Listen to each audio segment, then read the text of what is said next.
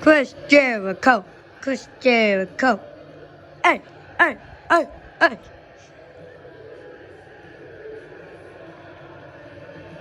That looks like Montez Ford's.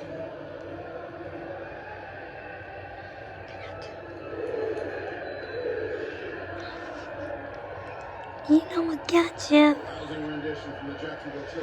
Jack Hager. A lot of people have been asking.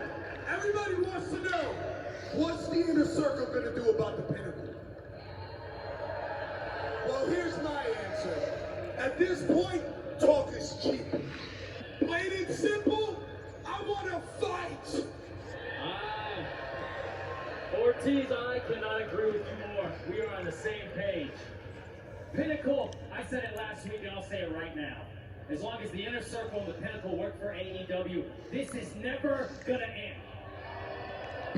Well. I don't care if I jump off the top of the balcony and do a shooting star to your neck or douse you a bubbly every single week. This is not gonna end until we get this match. Well. You guys call yourselves the best. You guys ain't nothing more than a bunch of clowns.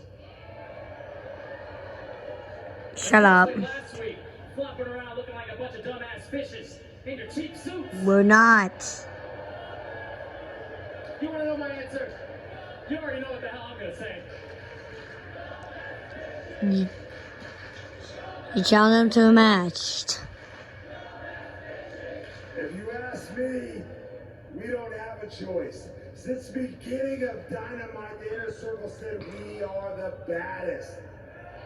Jack Hager. So the consequences of not accepting are far worse. If we don't accept, then we are just like them. Cowards. Mediocre. Exactly. And while y'all try so hard to be us, I promise you, the last thing we want is to be a bunch of schoolgirl bitches like you. Boo.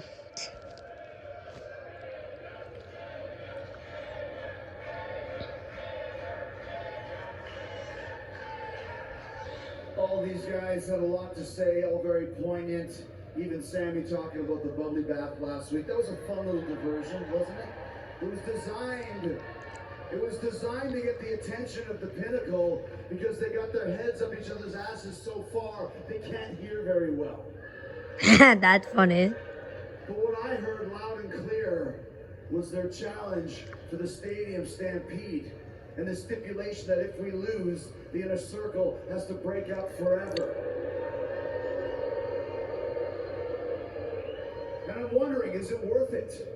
But I'm wondering if Blood and Guts, if that was worth it. I'm still thinking about it every day. The toll that it took on all 10 of us. The physical and mental beatdowns that we suffered. The parts of ourselves that we left in that ring that we'll never get back. A bucket of blood, a pound of flesh, a piece of our souls. It never comes back. Was it worth it? None of us will forget that night, especially me. Because I'll never be the same again. Because of MJF. Boo. Max, you hurt me. Bad. And I'm not just talking about the physical hurt. I'm not talking about this dislocated elbow. Because eventually it will heal. Eventually it will get better. What won't get better, what won't go away, is the mental image I have of you throwing me off the top of the cage. The most terrifying moment of my life. Time stood still. I felt like I was falling for hours. And when I landed, my head almost hit the back of that stage. And if that would have happened, it would have been game over for Jericho. So was it worth it? You scared my family. You scared my children. You scared every single person who watched Blood and Guts 2 weeks ago. Was it worth it? Was it worth putting my body through this? Was it worth putting my family through this? Was it worth it? Was it worth it? I'm asking you.